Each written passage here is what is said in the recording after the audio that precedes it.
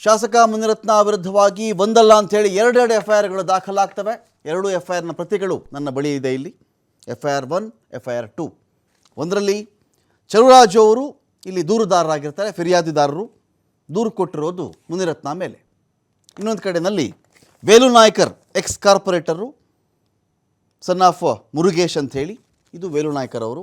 ಇದು ಕೂಡ ಒಂದು ಕಡೆ ಇದೇ ಶಾಸಕ ಮುನಿರತ್ನ ಅವ್ರ ಮೇಲೆ ಕೊಟ್ಟಿರ್ತಕ್ಕಂತಹ ದೂರಿನ ಪ್ರತಿ. ಇದು ಏನು ಹಾಗಾದರೆ ಈ ಕಥೆ ನೋಡಿ. FIR ದಾಖಲಾಗ್ತಾ ಇದ್ದಂತೆಯೇ ಶಾಸಕ ಮುನಿರತ್ನ, ಮಾಜಿ ಸಚಿವರು ಕೂಡ ಹೌದು, ನಾಪತ್ತೆ, ಎಸ್ಕೇಪ್ ಆಗಿದ್ದಾರೆ, ಅಬ್ಸ್ಕಾಂಡ್ ಆಗಿದ್ದಾರೆ ಅಂತ. ಮೊಬೈಲ್ ಕೂಡ ಸ್ವಿಚ್ಡ್ ಆಫ್ ಬರ್ತಾ ಇದೆ ಶಾಸಕ ಮುನಿರತ್ನ ಅವ್ರದ್ದು. ಎಲ್ಲಿಯೂ ಕೂಡ ಯಾರಿಗೂ ಸಿಗ್ತಾ ಇಲ್ಲ ಮುನಿರತ್ನ ಅಂಥೇಳಿ ವೈಯಾಲಿಕಾವಲ್ ಪೊಲೀಸರು ಏನು ಮಾಡ್ತಾ ಇದ್ದಾರೆ, ಮುನಿರತ್ನಗಾಗಿ ಹುಡುಕಾಟ ಶುರು ಮಾಡಿದ್ದಾರೆ. ಮುನ್ನೆಚ್ಚರಿಕಾ ಕ್ರಮವಾಗಿ ಯಾವುದಕ್ಕೂ ಅಕಸ್ಮಾತ್ ಪ್ರತಿಭಟನೆಗೋ ಗಲಾಟೆಗೋ ಮುತ್ತಿಗೆ ಹಾಕಕ್ಕೋ ಅವ್ರ ಮನೆಗೆ ಬಂದುಬಿಟ್ರೆ ಏನು ಗತಿ ಅಂತ ಹೇಳಿ ಮುನಿರತ್ನ ಅವರ ಮನೆಗೆ ಪೊಲೀಸ್ ಭದ್ರತೆ ಕೂಡ ಕೊಟ್ಟಿದ್ದಾರೆ. ಪ್ರತಿಭಟನೆ ಕೂಡ ಆಗಬಹುದಲ್ವಾ, ಆ ಒಂದು ಹಿನ್ನೆಲೆಯಲ್ಲಿ ಭದ್ರತೆ ಕಲ್ಪಿಸ್ತಾ ಇದ್ದಾರೆ. 20 ಲಕ್ಷ ಹಣ ಪಡೆದುಕೊಂಡು ಮೋಸ ಮಾಡಿದ್ದಾರೆ ಮುನಿರತ್ನ ಅಂಥೇಳಿ ಆರೋಪ ಕೇಳಿ ಬಂದಿರೋದು. ನಮಗೆ ತುಂಬ ಮೋಸ ಮಾಡಿಬಿಟ್ಟಿದ್ದಾರೆ, 20 ಲಕ್ಷ ಹಣ ನಮ್ಮಿಂದ ತಗೊಂಡಿದ್ದಾರೆ ಇವರು. ಗುತ್ತಿಗೆದಾರ ಚಲುವರಾಜು ಅವರು ಕೊಟ್ಟಿರ್ತಕ್ಕಂಥ ಕಂಪ್ಲೇಂಟ್ ಇದು. ಅದರ ಪ್ರಕಾರವಾಗಿಯೇ FIR ದಾಖಲಾಗಿದೆ. ಪ್ರಥಮ ಮಾಹಿತಿ ವರ್ತಮಾನ, ಫಸ್ಟ್ ಇನ್ಫಾರ್ಮೇಷನ್ ರಿಪೋರ್ಟ್, ಅದನ್ನು ದಾಖಲು ಮಾಡಿದ್ರು.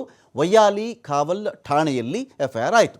ಏನಿದು ಕಂಪ್ಲೇಂಟ್ ಅಂತ ನೋಡ್ಕೊಂಡು ಬಂದರೆ ನಾವು ನೋಡಿ, FIR 1 ಇದರಲ್ಲಿದೆಯಲ್ಲ, ಇದರಲ್ಲಿರ್ತಕ್ಕಂಥ ದೂರು ಇಷ್ಟೇ.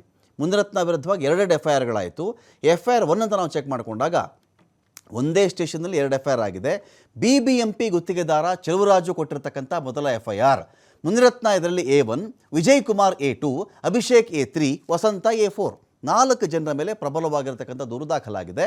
ನೋಡಿ, 2021ರಲ್ಲಿ ಮುನಿರತ್ನಂ ನಾಯ್ಡು ಅವರು ಸಚಿವರಾಗಿದ್ದಾಗ ನಡೆದಿರುವಂಥ ಘಟನೆ ಇದು ಅಂತ.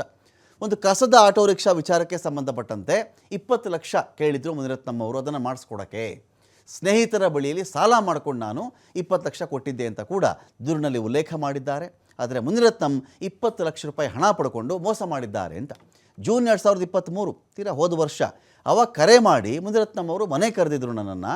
14/8/2023ರಲ್ಲಿ ಗೃಹ ಕಚೇರಿಗೆ ಮೀಟಿಂಗ್ ಬರುವಂತೆ ಅವ್ರು ಹೇಳ್ತಾರೆ. ಆಗ ಚೇಂಬರ್ಗೆ ಕರೆದುಕೊಂಡು ಎಲ್ಲೋ ಮಾಮೂಲಿ ಹಣ, ಎಲ್ಲಿ ಮಾಮೂಲಿ ಹಣ ಅಂತ ನನ್ನ ಕೇಳ್ತಾರೆ ಅವರು. ಮಾಮೂಲಿ ಅಂದರೆ ಲಂಚ ಅಂತ. ಈ ಕಸದ ಆಟೋ ವಿಚಾರದಲ್ಲಿ ಟೆಂಡರ್ ಕೊಡ್ಸೋಕೋ ಗುತ್ತಿಗೆ ಕೊಡ್ಸೋಕೋ ಆ ಒಂದು ವಿಚಾರದಲ್ಲಿ ಮುನಿರತ್ನಂ ಅವರು ಚಲುವರಾಜು ಎನ್ನುವವರಿಂದ ಲಂಚ ಕೇಳಿದ್ರು ಅಂತ. ಈ ಕಷ್ಟದಲ್ಲಿದ್ದೀನಿ ಸ್ವಾಮಿ, ಕೊಡೋಕ್ಕಾಗಲ್ಲ ಅಂತ ಹೇಳಿದ್ದಕ್ಕೆ ಕೆಟ್ಟಾತಿ ಕೆಟ್ಟ ಶಬ್ದಗಳು, ಅವಾಚ್ಯ ಶಬ್ದಗಳು, ವಾಚ್ಯವಲ್ಲದ ಬಳಸಬಾರದ ಅಂಥ ಶಬ್ದಗಳನ್ನು ಬಳಸಿ ನನಗೆ ನಿಂದನೆ ಮಾಡಿದ್ರು. ವಾಚ್ಯವಲ್ಲದ್ದೇ ಅವಾಚ್ಯ. ನನ್ನ ಗುತ್ತಿಗೆ ಲೈಸೆನ್ಸು ಕ್ಯಾನ್ಸಲ್ ಮಾಡುವಂತೆಯೂ ಕೂಡ ಹೇಳಿಕೆ ಕೊಟ್ಬಿಡ್ತಾರೆ ಅವರು. ನಾನೊಂದು ಗುತ್ತಿಗೆ ಒಂದು ಲೈಸೆನ್ಸ್ ಇಟ್ಕೊಂಡಿರ್ತೀನಿ ನಾನು, ಅದನ್ನು ಕ್ಯಾನ್ಸಲ್ ಮಾಡಿಸ್ಬಿಡಿ ಅಂತ ಅವರೊಂದು ಹೇಳಿಕೆ ಕೊಡ್ತಾರೆ. ಸೆಪ್ಟೆಂಬರಲ್ಲಿ ಮತ್ತೆ ಕರೆ ಮಾಡಿದ್ದ ಶಾಸಕರ PA ಅಭಿಷೇಕ್, ಮತ್ತೆ ಕರೆ ಮಾಡಿದ್ದು ಅವರ PA ಕರೆ ಮಾಡ್ತಾರೆ ಅಭಿಷೇಕ್ ಅಂತ ಹೇಳಿ. ಮನೆ ಕರೆಸಿ 30 ಲಕ್ಷಕ್ಕೆ ಮತ್ತೆ ಲಂಚಕ್ಕೆ ಬೇಡಿಕೆ ಇಡ್ತಾರೆ BJPಯ ಮುನಿರತ್ನ. 2023 ಸೆಪ್ಟೆಂಬರಲ್ಲಿ ಮತ್ತೆ ಮನೆ ಕರೆಸ್ತಾರೆ ಅವರು. ಮನ ಬಂದಂತೆ ನನಗೆ ಹೊಡಿತಾರೆ ಸ್ವಾಮಿ, 5 ವರ್ಷ MLA ಆಗಿರ್ತೀನಿ, ಸರಿಯಾಗಿ ದುಡ್ಡು ಕೊಡದೇ ಇದ್ದರೆ ಅಷ್ಟೇ, ನಾನೇನು ಮಾಡ್ತೀನಿ ನೋಡ್ತಾ ಇರು. 17/5/2024 ಅವತ್ತು ಕೂಡ AEE ಕರೆ ಮಾಡಿಸಿ ಕರೆಸ್ಕೋತಾರೆ. ಅವತ್ತು ಕೂಡ 18/5/2024 ಮನೆಗೆ ಹೋದಾಗ ಹಣ ತಂದಿದ್ಯಾ ಮುನಿರತ್ನ ಕೇಳ್ತಾರೆ. ಡೇಟ್ ಸಮೇತ ಹೇಳ್ತಾ ಇದ್ದಾರೆ ಚಲುವರಾಜು ಅವರಲ್ಲಿ. ಕೊಡದೇ ಇದ್ದಾಗ ನನ್ನ ತಾಯಿಯ ಬಗ್ಗೆ ಕೆಟ್ಟ ಕೊಳಕ ಭಾಷೆಯನ್ನು ಬಳಸಿ ಬೈದಿದ್ದಾರೆ. ಆಮೇಲೆ ವಿಜಯ್ ಕುಮಾರ್ ಮತ್ತು ಅಭಿಷೇಕ್ ಹಲ್ಲೆ ಮಾಡ್ತಾರೆ ನನ್ನ ಮೇಲೆ, ಇಬ್ಬರು ಹೊಡೆದಿದ್ದಾರೆ ಸ್ವಾಮಿ ಅಂತ ಹೇಳಿ ಚಲುವರಾಜು ಅವರು ಇಲ್ಲಿಗ ಕಂಪ್ಲೇಂಟನ್ನು ಕೊಟ್ಟಿದ್ದಾರೆ.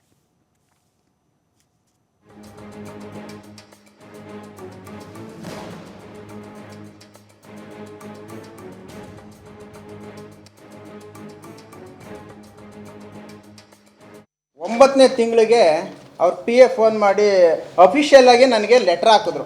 ನಾನು ಹೋಗದೆ ಇದ್ದಿದ್ದ ಕಾರಣದಿಂದ ಅಫಿಷಿಯಲ್ ಆಗಿ BBMP ಅಧಿಕಾರಿಗಳು ಗುತ್ತಿಗೆದಾರರು ನಮ್ಮ ಮನೆಗೆ ಮೀಟಿಂಗ್ ಬರಬೇಕು ಅಂದ್ಬಿಟ್ಟು ಅವ್ರ ಹೋಮ್ ಆಫೀಸ್ಗೆ ಮೀಟಿಂಗ್ ಕರೆದ್ರು. ನಾನು ಮೀಟಿಂಗ್ ಹೋದಾಗ ಯಾಕೋ ಅಂದ್ಬಿಟ್ಟು ನನ್ನ ಅವಾಚ್ಯ ಶಬ್ದಗಳಿಂದೆಲ್ಲ ಬೈದು, ಆಮೇಲೆ ಅವತ್ತೇ ನೀನು ದುಡ್ಡು ಕೊಡಲಿಲ್ಲ ಅಂತ ಅಂದರೆ ನಿನ್ನನ್ನು ಕೆಲಸ ಕ್ಯಾನ್ಸಲ್ ಮಾಡ್ತೀನಿ ಅಂತ ಮುಖ್ಯ ಆಯುಕ್ತರಿಗೆ ಒಂದು ಲೆಟ್ರು ಬರೆದ್ರು. 14ನೇ ತಾರೀಕು ಮೀಟಿಂಗ್ ಬರೆದ್ಬಿಟ್ಟು ಮುಖ್ಯ ಆಯುಕ್ತರಿಗೆ ಒಂದು ಲೆಟ್ರು ಬರೆದ್ರು.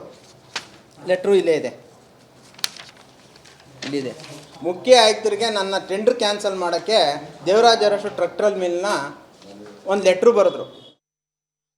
ಇದು ಚಲುವರಾಜು ಅವರ ಒಂದು ದೂರು. ನನಗೆ ಹೊಡೆದಿದ್ದಾರೆ, ನನ್ನ ಬಳಿಯಲ್ಲಿ ಲಂಚ ಕೇಳಿದ್ದಾರೆ, ಸ್ವಲ್ಪ ಕಷ್ಟ ಇದೆ ಕೊಡ್ತೀನಿ ಅಂತ ಹೇಳಿದ್ರು, ಕೇಳಲಿಲ್ಲ. 5 ವರ್ಷ ನಾನೇ ಇರ್ತೀನಿ ಅಂತ ಹೇಳಿದ್ರು ಮುನಿರತ್ನ ಅವರು ಅಂತ ಹೇಳಿ ದೂರು ಕೊಟ್ಟಿದ್ದಾರೆ. ಇನ್ನೊಂದು ಕಡೆ ವೈಯಾಲಿಕಾವಲ್ ಸ್ಟೇಷನ್ನಲ್ಲಿ ಮುನಿರತ್ನ ವಿರುದ್ಧವಾಗಿ 2ನೇ FIR ದಾಖಲಾಗುತ್ತೆ. ಏನಾಗುತ್ತೆ, ಒಂದು ಆಡಿಯೋ ವೈರಲ್ ಆಗ್ತಾ ಇದೆ ಎಲ್ಲ ಕಡೆಯಲ್ಲಿಯೂ ಕೂಡ. ಮುನಿರತ್ನ ಅವರು ಮಾತನಾಡಿದ್ದಾರೆ ಎನ್ನಲಾದಂಥ ಒಂದು ಆಡಿಯೋ ಅದು. It's a conversation between Muniratna and Cheluvaraju ಅಂತ. ಇವರಿಬ್ಬರ ನಡುವೆ ಏನು ಸಂಭಾಷಣೆ ನಡೀತು ಅಂತ. ಇದು ಫೋನೋ ಕಾನ್ವರ್ಸೇಷನ್ ಅಲ್ಲ. ಬಹುಶಃ ಮುನಿರತ್ನ ಹತ್ತಿರ ಇದ್ದಾಗಲೇ ಚೆಲುವರಾಜುವನ್ನು ರೆಕಾರ್ಡ್ ಮಾಡಿದ್ದಿರಬೇಕು. ನೋಡೋಣ ಇದು ಮುನಿರತ್ನ ಅವ್ರದ್ದು ಅಲ್ವೋ. ಈ ತನಿಖೆ ವೇಳೆಯಲ್ಲಿ FISLಗೆಲ್ಲ ಹೋಗುತ್ತೆ ಇದು. ಮುನಿರತ್ನ ನನಗೆ ಬೈದರು, ಹೊಡೆದ್ರು, ಬಡಿದ್ರು ಅಂತ ಯಾರೇ ಮಾತಾಡಿದ್ರು ಕೂಡ ಹೌದೇ, ತನಿಖೆ ನಡೆಯುತ್ತೆ. ಈ ಆಡಿಯೋ ಮುನಿರತ್ನ ಅವ್ರದ್ದಲ್ವ ಚೆಕ್ ಮಾಡ್ಕೊಂಡು ಅದು ಬೇರೆ ವಿಚಾರ. ಆದರೆ ಮುನಿರತ್ನ ವಿರುದ್ಧವಾಗಿ ಇನ್ನೊಂದು FIR ಆಯ್ತಲ್ಲ, ಅದೇನು ಅಂತ ಹೇಳಿದ್ರೆ ದಲಿತರ ಬಗ್ಗೆನೇ. ಅಂದರೆ ಆ ಒಂದು ಆಡಿಯೋ ವೈರಲ್ ಆಗಿದೆಯಲ್ಲ, ಕೇಳಬಾರದ ಮಾತುಗಳು, ಆಡಬಾರದ ಮಾತುಗಳವೆಲ್ಲವೂ ಕೂಡ. ನಿಮ್ಗೆ ಇಡೀ ಆಡಿಯೋ ಬೇಕಾದ್ರೆ ಪ್ಲೇ ಮಾಡಿದ್ರು ಕೂಡ ಬೀಪ್ ಹಾಕಬೇಕೇ ವಿನಃ ಯಾರು ಕೇಳ್ಕೊಳಕ್ಕಾಗಲ್ಲ. ಅಕಸ್ಮಾತ್ ಕೇಳಿದ್ರು ಕಿವಿನ ಚೆನ್ನಾಗಿ ತೊಳ್ಕೊಳ್ಬೇಕಾಗತ್ತೆ. ಆ ಥರದ ಒಂದು ಶಬ್ದಗಳದು.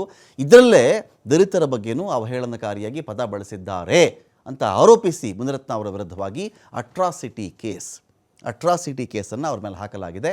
ಜಾತಿ ನಿಂದನೆಯ ಕೇಸ್. ಜೊತೆಗೆ IPC 153, 509, 504, 153 ಸೆಕ್ಷನ್ ಅಡಿಯಲ್ಲಿ ಒಂದು ಕಡೆ 153A ಈ ಸೆಕ್ಷನ್ ಅಡಿಯಲ್ಲಿಯೂ ಕೂಡ ಪ್ರಕರಣ ಒಂದು ಕಡೆ ದಾಖಲಾಗಿದೆ.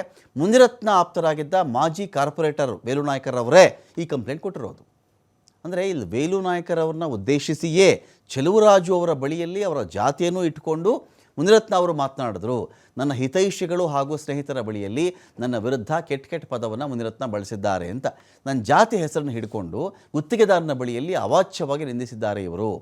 ಹೊಲೆಯ ಜಾತಿ ಹೆಸರಲ್ಲಿ ನಮ್ಮ ಮನೆಗೆ ನಮ್ಮ ಮನೆ ಹೆಣ್ಣು ಮಕ್ಕಳನ್ನು ಅವಮಾನ ಮಾಡಿದ್ದಾರೆ ಇವರು. ಮುನಿರತ್ನ ಅವರು ನನ್ನ ಜಾತಿಯನ್ನು, ಕುಟುಂಬವನ್ನು ನಿಂದಿಸಿದ್ದಾರೆ. ಇದರ ಆಡಿಯೋ ರೆಕಾರ್ಡನ್ನು ಚೆಲುವರಾಜು ತೋರಿಸಿದ್ದಾರೆ ನನಗೆ. ಇದರಲ್ಲಿ ದಲಿತ ಜನಾಂಗಕ್ಕೂ ಒಕ್ಕಲಿಗ ಜನಾಂಗಕ್ಕೂ ವೈಷಮ್ಯ ತಂದಿಟ್ಟಿದ್ದಾರೆ ಮುನಿರತ್ನ ಅವರ ಹೇಳಿಕೆಯಲ್ಲಿ ಅಂತ ಹೇಳಿ ಇವರು ಇನ್ನೊಂದು FIR ಅನ್ನು ಕೂಡ ದಾಖಲು ಮಾಡಿದ್ದಾರೆ. ಲಂಚದ ಹಣ ಕೊಡಲಿಲ್ಲ ಅಂತ.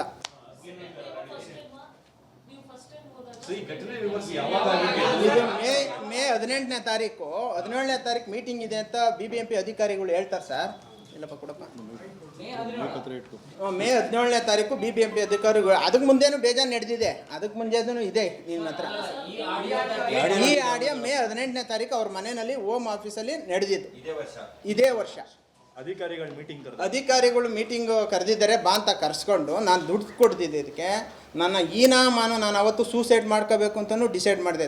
ಈ ಥರ ಎಲ್ಲ ಮನೆಗೆ ಹೋದರೆ ಏನಂತ ಕೇಳ್ತಾರೆ, ನೀನು ದುಡ್ಡು ಕೊಡೋಕ್ಕಾಗಲಿಲ್ಲ ಅಂದರೆ ನನಗೆ ಹೇಳ್ಕೊಳಕ್ಕೆ ನಾಚಿಕೆ ಆಗುತ್ತೆ. ಆದ್ರೂ ಹೇಳ್ತೀನಿ, ಅದು ಪ್ರಪಂಚಕ್ಕೆ ಗೊತ್ತಾಗಲಿ ಆ ಥರ ಶಾಸಕರ ಏನು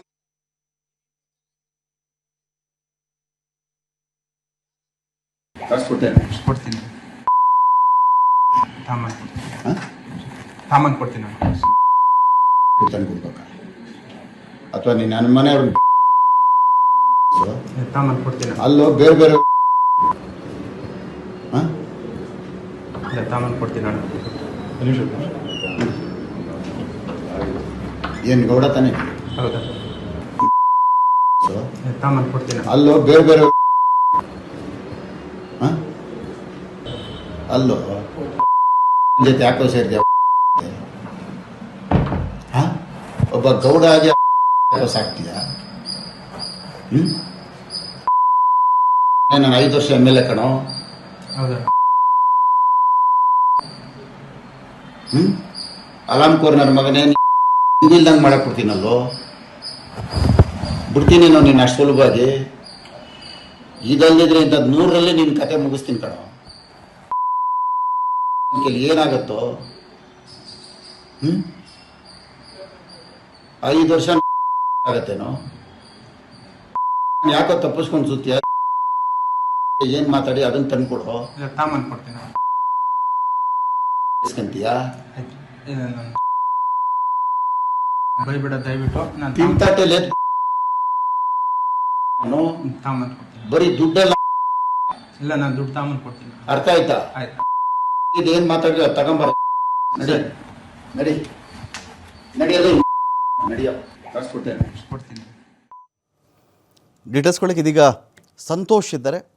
ಅನೇಕ ನಾನು ಹೇಳ್ತಾ ಇದ್ದೆ ಆಗಲೇ ಬರೀ ಬೀಪಲ್ಲೇ ಅದನ್ನು ಅದು ಓಡಿಸ್ಬೇಕಾಗುತ್ತೆ ಅಂದರೆ ಅಷ್ಟು ಅವಾಚ್ಯವಾಗಿದೆ. ಅದು ಇರಲಿ.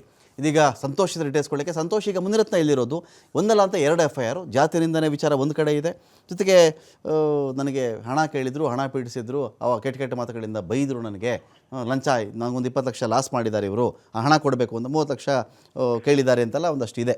ಸೊ ಇದೀಗ ಮುಂದಿರತ್ನ ಎಲ್ಲಿ ಅಂತ ರಮಕಾಂತ್ ಈಗಾಗಲೇ ಏನು ನಿನ್ನೆ ಈ ಆಡಿಯೋ ಅವಾಗ ಹೊರಗೆ ಬಂತದ್ರ ಜೊತೆಗೆ ಪತ್ರಿಕಾಗೋಷ್ಠಿಯನ್ನು ಏನ್ ನಡೆಸಲಾಯ್ತು. ಇದು ನಡೆಸಿದ ಬೆನ್ನಲ್ಲೇ ಮುಂದತ್ನವರು ನಾಪತ್ತೆ ಆಗಿರುವಂತದ್ದು, ಯಾರ ಸಂಪರ್ಕ ಕೂಡ ಸಿಗ್ತಾ ಇಲ್ಲ, ಅವರ ನಂಬರ್ ಕೂಡ ಸ್ವಿಚ್ ಆಫ್ ಆಗಿರುವಂತದ್ದು. ಇನ್ನು ಅವರ ಮನೆ ಇರುವಂತದ್ದು ವಯಾಲಿಕಾವಲ್ನಲ್ಲಿ, ವಯಾಲಿಕಾವಲ್ ಪೊಲೀಸ್ ಠಾಣಾ ವ್ಯಾಪ್ತಿಯಲ್ಲಿ ಕೂಡ ಪ್ರಕರಣ ದಾಖಲಾಗಿರುವಂತದ್ದು. ಒಂದು ಜಾತಿ ನಿಂದನೆ ಆರೋಪದ ಅಡಿಯಲ್ಲಿ ಮಾಜಿ ಕಾರ್ಪೊರೇಟರ್ ಒಬ್ರು ದೂರನ್ನು ಕೊಟ್ಟಿರುವಂತದ್ದು. ಆ ದೂರಿನ ಅನ್ವಯ ಪ್ರಕರಣ ದಾಖಲು ಮಾಡ್ಕೊಂಡಿದ್ದಾರೆ. ಮತ್ತೊಬ್ರು ಚೆಲುವರಾಜ್ ಏನ್ ಕಾಂಟ್ರಾಕ್ಟರ್ ಏನಿದೆ ಆತ ಕೂಡ ನೀಡಿರುವಂತ ದೂರು, ಆ ದೂರಿನ ಮೇಲೆ ಕೂಡ FIR ಆಗಿರುವಂತದ್ದು. ಅಂದ್ರೆ ಇಲ್ಲಿ ಪ್ರಮುಖವಾಗಿ ಮುನ್ನತ್ನವರು ಒಂದು ಲಂಚಕ್ಕೆ ಬೇಡಿಕೆಯನ್ನು ಇಟ್ಟಿದ್ರು. ಅದ್ರ ಜೊತೆಗೆ ಹಿಂದೆ ಆಟೋಗಳನ್ನ ಕೊಡಿಸ್ತೀನಿ, ಕಸ ತ್ಯಾಜ್ಯ ವಿಲೇವಾರಿ ಏನ್ ಮಾಡ್ತಾರೆ BBMP ಅದನ್ನ ಗುತ್ತಿಗೆಯನ್ನು ಇವ್ರು ಪಡ್ಕೊಂಡಿದ್ರು. ಸೊ ಅದಕ್ಕೆ ಸಂಬಂಧಪಟ್ಟ ಹಾಗೆ ಇವರು ಒಂದಿಷ್ಟು 20 ಲಕ್ಷ ಹಣವನ್ನು ಲಂಚವನ್ನ ಪಡ್ಕೊಂಡಿದ್ರು. ಸುಮಾರು 10 ಆಟೋಗಳನ್ನ ಕೊಡಿಸ್ತೀವಿ ಅಂತ, ಬಳಿಕ ಆಟೋ ಕೂಡ ಕೊಡಿಸ್ಲಿಲ್ಲ. ಸೊ ಅದರ ಜೊತೆಗೆ ಇವರ ತ್ಯಾಜ್ಯ ಗುತ್ತಿಗೆ ವಿಲೇವಾರಿ ಏನ್ ಮಾಡ್ಲಿಕ್ಕಿತ್ತು ಅದನ್ನು ಕೂಡ ಕ್ಯಾನ್ಸಲ್ ಮಾಡೋದಕ್ಕೂ ಸರಿಯಾದ ರೀತಿಯಲ್ಲಿ ನಿರ್ವಹಣೆಯನ್ನ ಮಾಡ್ತಾ ಇಲ್ಲ ಅಂತ ಹೇಳಿ ಪತ್ರವನ್ನ ಬರೆಯುವಂತದ್ದು, ಅಧಿಕಾರಿಗಳ ಮುಖಾಂತರ ಇವರಿಗೆ ಕಿರುಕುಳವನ್ನ ಕೊಡಿಸುವಂತದ್ದು. ಅವರ PA ಇರ್ಬೋದು, ಅವರ ಡ್ರೈವರ್ ಇರ್ಬೋದು, ಈಗ ಬೇರೆ ಬೇರೆ ಅವರಿಂದ ಇವರಿಗೆ ಸಾಕಷ್ಟು ಕಿರುಕುಳ ಆಗಿತ್ತು. ಈ ಹಿನ್ನೆಲೆಯಲ್ಲಿ ಅವರು ಅದನ್ನ ಸಹಿಸ್ಕೊಂತಾ ಬರ್ತದೆ ಅಂತ ಕಳೆದ 3 ವರ್ಷಗಳಿಂದನೂ ಕೂಡ ಅವರು ಅಲ್ಲಿ ಕಾಂಟ್ರಾಕ್ಟ್ ಅನ್ನ ತೆಗೆದುಕೊಂಡು ಕೆಲಸವನ್ನ ಮಾಡ್ತಾ ಇದ್ದಿದ್ದು. ಸೊ ಯಾವಾಗ ಮನೆಗೆ ಕರೆದು 20 ಲಕ್ಷ ಇಸ್ಕೊಂಡು ಇದಾದ ನಂತರ 3 ವರ್ಷ ಅಂದ್ರೆ ಸುಮಾರು ತಿಂಗಳಿಗೆ 1 ಲಕ್ಷದ ಹಾಗೆ 36 ಲಕ್ಷದಷ್ಟು ಲಂಚವನ್ನು ಕೊಡಬೇಕು ನೀವು ಅಂತ ಹೇಳಿ ಬೇಡಿಕೆಯನ್ನ ಇಟ್ರು. ಆದ್ರೆ ನನ್ನ ಹತ್ರ ಅಷ್ಟು ಹಣ ಇಲ್ಲ ಅಂದಾಗ 30 ಲಕ್ಷನಾದ್ರೂ ಕೊಡ್ಬೇಕು ಅಂತ ಹೇಳಿ ಅವರು ನನ್ನ ಮೇಲೆ ದರ್ಪವನ್ನು ತೋರಿದಂತದ್ದು, ಮತ್ತೆ ಅವಾಚ್ಯ ಶಬ್ದಗಳಿಂದ ಮನೆಯಲ್ಲಿ ನಿನ್ಸಿದ್ದು.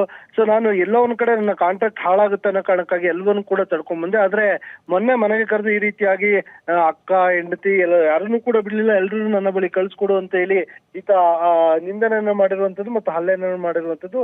ಈ ಹಿನ್ನೆಲೆ ಸದ್ಯ ದೂರು ದಾಖಲಾಗಿದೆ. ಪೊಲೀಸರು ಕೂಡ ಪ್ರಕರಣಕ್ಕೆ ಸಂಬಂಧಪಟ್ಟಾಗೆ ಪ್ರಕರಣ ದಾಖಲು ಮಾಡಿಕೊಂಡು ದೂರುದಾರರನ್ನ ಕರೆಸಿ ಅದಕ್ಕೆ ಪೂರಕವಾದ ದಾಖಲೆಗಳನ್ನು ಪಡ್ಕೊಂಡು ಮಹಾಜರನ್ನ ನಡೆಸಲಿಕ್ಕೆ ಸಿದ್ಧತೆ ನಡೆಸ್ತಾ ಇರುವಂತದ್ದು. ಯಾವುದೇ ಕ್ಷಣದಲ್ಲೂ ಕೂಡ ಮುಂಡತ್ಮ ಅವರ ಬಂಧನ ಆಗುವ ಸಾಧ್ಯತೆ ಇರುವಂತದ್ದು. Ramakanth, thank you Santosh.